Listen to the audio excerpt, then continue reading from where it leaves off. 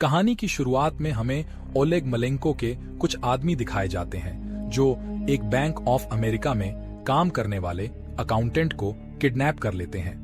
Kidnap करने के बाद ये लोग उसे उसके ऑफिस में ले जाते हैं, जहां इनका बॉस ओलेग मलेंको उस अकाउंटेंट से तिजोरी खोलने को कहता है।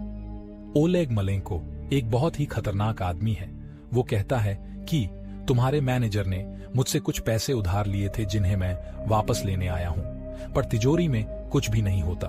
इसके बाद मलेंको उस अकाउंटेंट को मार देता है, जिससे उस मैनेजर को पता चल सके कि उसके पैसे खाना कोई मजाक नहीं है। सीन शिफ्ट होता है और हमें ब्रायन दिखाया जाता है जो अपनी बेटी किम के लिए एक गिफ्ट ले रहा होता है। वो गिफ्ट में एक पांडा लेता है और फिर किम के घर जाता है। किम परेशान होती है क्योंकि वो प्रेग्नेंट हो गई है और वो ये बात अपने पिता ब्रायन को बताना तो चाहती है, पर वो बता नहीं पाती। किम के घर पर उसका बॉयफ्रेंड जेमी भी होता है। किम परेशान होती है और इसके चलते उसे ब्रायन का वो गिफ्ट ज्यादा पसंद नहीं आता। इसे लेकर ब्रायन को थोड़ा दुख होता है और वो उसे बर्थडे विश करके वहां से चला जाता है। इस बीच रास्ते में ब्रायन को उसकी एक्स वाइफ लेनोर का कॉल आता है और वो पूछती है कि क्या किम को तुम्हारा गिफ्ट पसंद आया। इस पर ब्रायन कहता है नहीं, और ये लोग मिलने का प्लान करते हैं। लेनोर ब्रायन के घर जाती है और ये लोग थोड़ा सा करीब आते हैं, पर ब्रायन मना कर देता है। दरअसल ये दोनों अब पति पत्नी नहीं रहे, अब लेनोर स्टुअर्ट की वाइफ है। हालांकि स्टुअर्ट और लेनोर के बीच कुछ भी अच्छा नहीं चल रहा। वहीं दूसरी ओर लेनोर और ब्रायन के बीच का रिश्ता अब सिर्फ उनकी बेटी किम की वजह से है, क्योंकि ये दोनों किम से बहुत प्यार करते हैं। स्टुअर्ट से बढ़ती दूरियों की वजह से कहीं न कहीं लेनोर परेशान है। वो कहीं न कहीं स्टुअर्ट को नापसंद करती है। ब्रायन लेनोर से कहता है कि वो कुछ महीनों के लिए बाहर जा रहा है, अगर तुम्हें कभी भी अच्छा नहीं लगे तो यहाँ कभी भी आ सकती हो। इसके बाद लेनोर ब्रायन के घर से चली जाती है। इसके बाद सीन शिफ्ट होता है और हमें ब्रायन और उसके कुछ दोस्त दिखाए जाते हैं। ये लोग गोल्फ खेल रहे होते हैं। यहाँ ब्रायन के पास किम का कॉल आता है और वो उसे मिलने के लिए कहती है। इसके बाद ब्रायन और किम मिलते हैं। दरअसल फिर से किम ब्रायन को बताना चाहती है कि वो प्रेग्नेंट है, पर दोबारा वो अपने पिता ब्रायन को ये बात नहीं पाती। सीन शिफ्ट होता है और हमें स्टुअर्ट को दिखाया जाता है जो कि देर रात में ब्रायन के घर जाता है। स्टुअर्ट लेनोर का पति है। वो ब्रायन से कहता है कि अब वो लेनोर से दूर रहे, ना तो उससे बात करे और न ही उससे मिलने की कोशिश करे। ब्रायन कहता है कि उसके और लेनोर के बीच किम के अलावा और कुछ नहीं है। ब्रायन कहता है कि ठीक है, अब वो लेनोर से नहीं मिलेगा। इसके बाद अगली सुबह जब ब्रायन घूम रहा होता है, तब उसके पास लेनोर का मैसेज आता है और वो उसे अर्जेंट मिलने के लिए बेगल्स खाने के लिए बुलाती है। यहीं हमें ब्रायन के घर के बाहर ओलेग मलेंको का आदमी मैक्सी दिखाया जाता है। वहीं दूसरी ओर ब्रायन बेगल्स पैक करवाकर वापस घर आता है तो देखता है कि लेनोर की कार उसके घर के बाहर ही पार्क होती है। वो घर के अंदर जाता है और लेनोर को आवाज देता है। इसके बाद उसे एक खून लगा चाकू दिखता है और जब वो अपने कमरे में जाता है तो उसके होश उड़ जाते हैं। वहां बेड पर लेनोर की डेड बॉडी पड़ी होती है, जिसके गले पर चाकू से किसी ने हमला कर मार दिया होता है। इतने में वहां पुलिस भी आ जाती है, जो कि लेनोर के खून के जुर्म में ब्रायन को गिरफ्तार करने की कोशिश करती है। ब्रायन कहता है कि वो बेकसूर है, पर पुलिस उसकी एक नहीं सुनती और ब्रायन को पकड़ने की कोशिश करती है, पर ब्रायन सबको चकमा देकर वहां से भाग जाता है। पुलिस ब्रायन का काफी देर तक पीछा करती है, पर ब्रायन बहुत तेज होता है और उसको पकड़ना इतना आसान नहीं है। इसके बाद ब्रायन एक गैरेज में जाकर कार के नीचे गटर के रास्ते बच निकल जाता है और पुलिस उसे पकड़ नहीं पाती। उन्हें समझ नहीं आता कि आखिर ब्रायन गया कहां। इसके बाद ब्रायन को दिखाया जाता है जो किम को कॉल करता है और उसे बताता है कि अब उसकी माँ लेनोर इस दुनिया में नहीं रही और पुलिस उसके पीछे है, पर उसने लेनोर को नहीं मारा। किम ये खबर सुनकर रोने लगती है। ब्रायन कहता है कि तुम्हें खुद को संभालना ही होगा और जल्दी ही वो उसे फोन करेगा। सीन शिफ्ट होता है और हमें इसके बाद सर्जेंट डॉर्जलर को दिखाया जाता है जो कि लेनोर के केस के इंचार्ज हैं। वो अपने एक ऑफिसर से पूछता है कि पुलिस को इसके बारे में कब पता चला। तब वो ऑफिसर बताता है कि उनके पास एक अनजान नंबर से किसी लड़की का कॉल आया था जिसने अपना नाम लेनोर बताया था और वो जोर जोर से चीख रही थी कि उसकी जान को खतरा है। ये सब सुनने के बाद सार्जेंट डॉर्जलर वहां रखे बेगल्स को खाने लगता है जो कि अब भी गर्म होते हैं। इसके बाद ब्रायन सैम को कॉल करता है और बताता है कि पुलिस उसके पीछे है। इसके बाद सर्जेंट डॉर्जलर वही गैरेज वाले स्पॉट पर पहुंचता है जहां से ब्रायन गायब हो गया था। वहां उसे गन मिलती है जो कि ब्रायन ने भागने के दौरान एक पुलिस अधिकारी से छीन ली थी। वो अपने ऑफिसर से पूछता है कि क्या ब्रायन ने फायर किया था। इस पर ऑफिसर कहता है कि नहीं।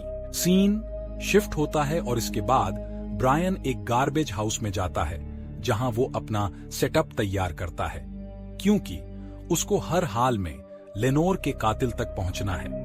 ब्रायन रिटायर्ड CIA एजेंट है जो कि बहुत ही स्किल्ड फाइटर है। इसके बाद हमें स्टुअर्ट का घर दिखाया जाता है जहां पुलिस इन्वेस्टिगेशन चल रही होती है। वहां किम भी होती है जो कि अपनी मां लेनोर के कमरे में जाकर फूट फूट कर रोती है। सर्जेंट डॉर्जलर स्टुअर्ट से पूछता है कि क्या उसे किसी पर शक है। स्टुअर्ट सर्जेंट डॉर्जलर से कहता है नहीं। स्टुअर्ट साथ ही ये भी बताता है कि ब्रायन के कुछ दुश्मन हो सकते हैं जो उसने किम को बचाने के दौरान बना लिए थे। स्टुअर्ट बताता है कि ब्रायन बहुत खतरनाक इंसान है, पर यहाँ किम बीच में आकर टोक देती है कि बकवास बंद करो स्टुअर्ट, मेरे डैड मॉम से बहुत प्यार करते थे। तुमने पिछले 2 साल में मॉम को बहुत दुख दिए हैं। इसके बाद स्टुअर्ट लेनोर की डेड बॉडी देखता है।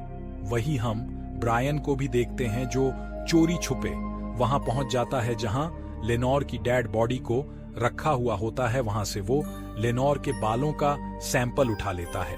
इसके बाद हमें सर्जेंट डॉर्जलर को दिखाया जाता है जो अभी भी इस गुत्थी को सुलझाने में लगा है कि आखिर लेनोर को किसने मारा।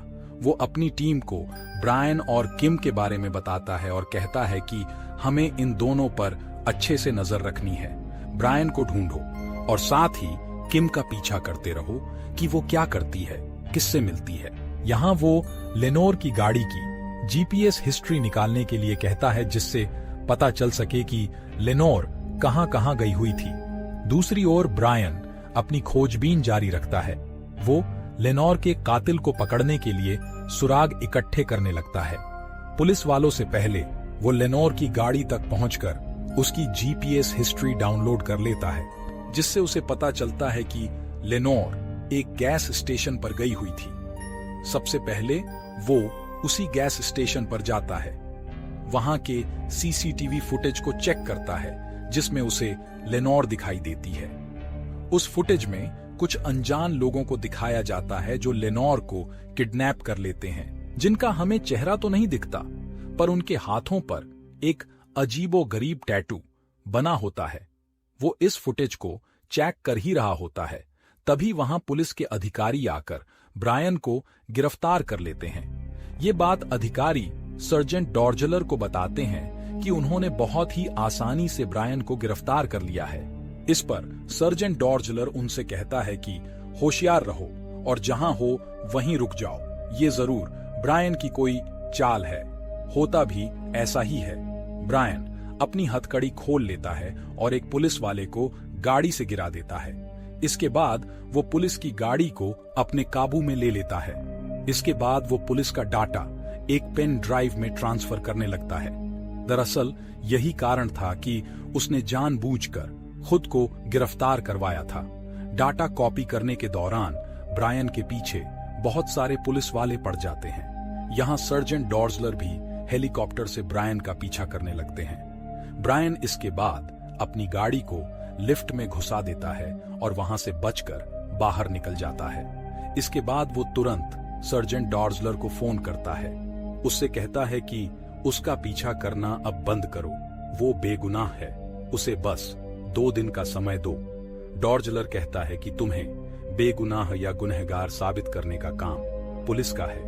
वो उसका पीछा करना बंद नहीं करेंगे जब तक कातिल का पता नहीं चल जाता। इसके बाद ब्रायन कहता है गुड लक और फोन कट करके फोन को एक बस में फेंक देता है जिससे पुलिस वाले गुमराह रहें। इसके बाद हमें डॉर्जलर दिखाया जाता है जो कि वही गैस स्टेशन वाले फुटेज को देखता है, जिसे देखकर वो समझ जाता है कि लेनोर को किडनैप किया गया था।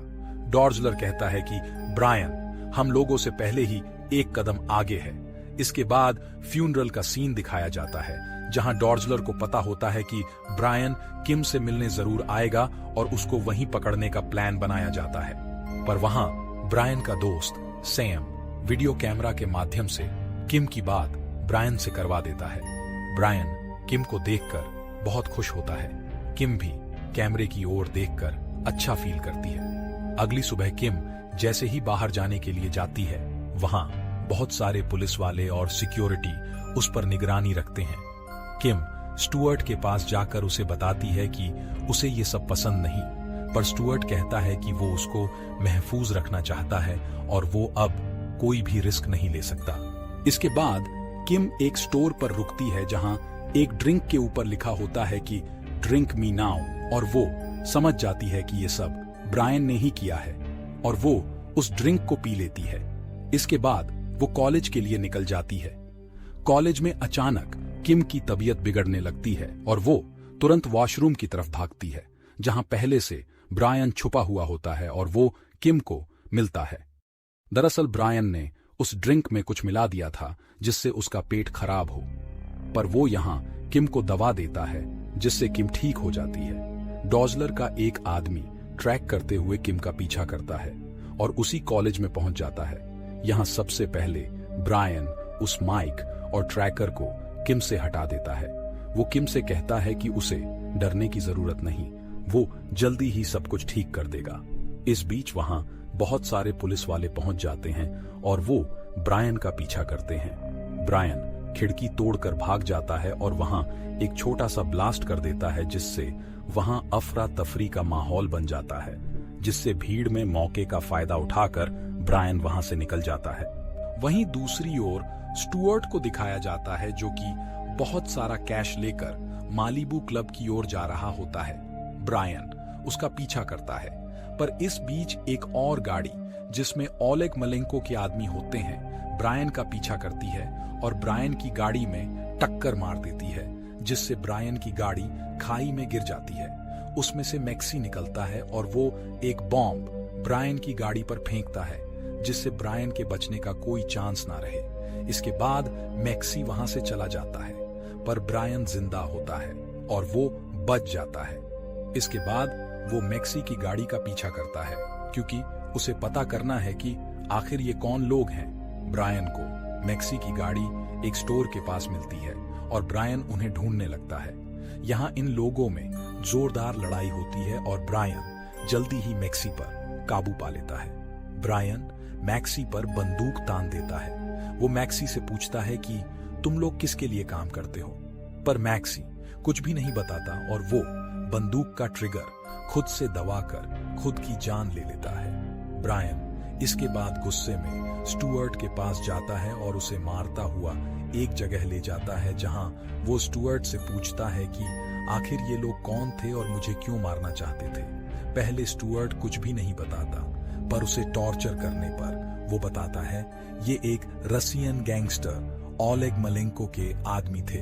मैंने बिजनेस के सिलसिले में ओलेग मलेंको से कुछ पैसे लिए थे जिन्हें मैं लौटा नहीं सका और मैं उसका कर्जदार हूँ। वो एक सन की इंसान है और वो मुझे और मेरी फैमिली को नहीं छोड़ेगा, इसलिए उसने लेनोर को मार डाला।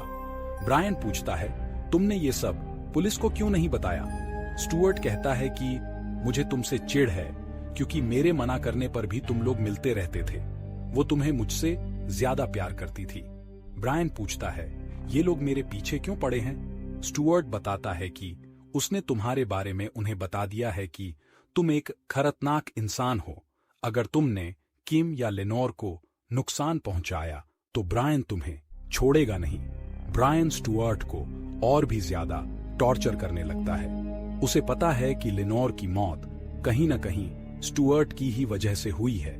इसके तुरंत बाद ब्रायन और उसके दोस्त किम को लेने के लिए स्टुअर्ट के घर जाते हैं, जहां पहले से पुलिस पहरा दे रही होती है। ये लोग पुलिस से भिड़ जाते हैं और वहां से किम को छुड़ा लेते हैं। इसके बाद ये लोग अपनी पुरानी जगह वापस आ जाते हैं, जहां ये लोग स्टुअर्ट को भी बंदी बनाकर रखते हैं। यहाँ स्टुअर्ट मलेंको का इतिहास बताता है कि वो बहुत ही खतरनाक किस्म का इंसान है। ये पहले रशियन आर्मी के लिए काम करता था, फिर ये बिजनेसमैन बन गया। मैं और मलेंको एक गन मशीनरी डील के दौरान मिले थे। फिर हम लोगों ने बहुत सारी डील्स में एक साथ काम किया, पर लास्ट डील फेल हो गई और अब मुझे उसका बहुत सारा पैसा लौटना है। जब किम को पता चलता है कि उसकी मां लेनोर की जान स्टुअर्ट की इसी डील की वजह से गई है, तो वो बहुत भड़कने लगती है। ब्रायन कहता है कि हमें स्टुअर्ट की जरूरत है। स्टुअर्ट की ही मदद से हम मलेंको तक पहुंच सकते हैं। ब्रायन नहीं चाहता कि किम को किसी से भी खतरा रहे, इसलिए वो मलेंको को मारना चाहता है। क्योंकि उसने अभी लेनोर को मारा, अब वो किम को मारने के लिए आएगा। ब्रायन स्टुअर्ट से कहता है, मलेंको को फोन लगाओ और उसे बोलो कि तुम उसका सारा पैसा लौटने वाले हो। स्टुअर्ट फोन लगाता है। मलेंको कहता है कि वो उसे अगले घंटे में डाउनटाउन में मिले। इसके बाद स्टुअर्ट बताता है कि कैसे वहां तक जाना है। मलेंको बहुत सिक्योरिटी में रहता है, उस तक पहुंचना इतना आसान नहीं है। इतने में सर्जेंट डोजलर स्टुअर्ट को कॉल करता है कि ब्रायन ने किम को उसके घर से उठा लिया है। सार्जेंट डोजलर को इस कॉल की मदद से पता चल जाता है कि ये लोग कहां हैं और सार्जेंट डोजलर अपनी टीम के साथ डाउनटाउन के लिए निकलने लगता है। ब्रायन कहता है, इन लोगों ने हमें ट्रेस कर लिया होगा, हमारे पास सिर्फ आधा घंटा ही है। और ब्रायन वहां से मलेंको को मारने के लिए निकल जाता है। उसका सामना बहुत सारे आदमियों से होता है। ब्रायन सबकी खूब पिटाई करता है और यहाँ इन लोगों में बहुत ही खतरनाक लड़ाई होती है। हर तरफ गन से फायरिंग हो रही होती है। ब्रायन सब पर काबू पा लेता है और जल्दी ही सबको खत्म कर देता है। इसके बाद वो ओलेग मलेंको के पास पहुंच जाता है, जिसके हाथ में गन होती है। वो ब्रायन पर गन से हमला कर देता है।